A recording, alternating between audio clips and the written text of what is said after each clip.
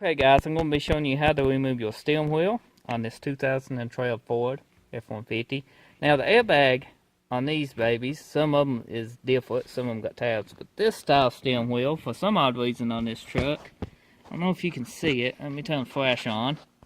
You can see it on this side, good. You got tabs right here, and you got like a little pin. You need to push this in on both sides and one underneath right here. You press them 3 pins in, the airbag will pop off. Now once you get the airbag popped off, you can unplug it. There's a plug in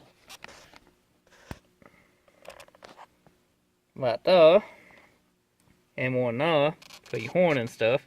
You can unplug all that, and you got a star head to take off your steering wheel. It's a T50, I think.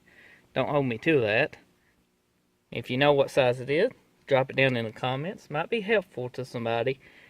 And then you can just pull out on the steering wheel and it will come off.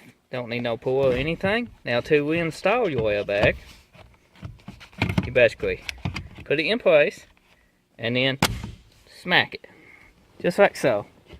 And that is pretty much simple and the easy way to remove your Ford's steering wheel. Bottom and top plastic. Oh yeah, the bottom and top plastic, you don't have to remove this, but you can if you want to, just make it more simple. But we had this off, and we getting ready to reinstall it. We're doing maintenance on this truck here, and I figured I'd just make you a short video on how to remove the steering wheel if you needed to. So check my channel out for more content, and I'll see you next time.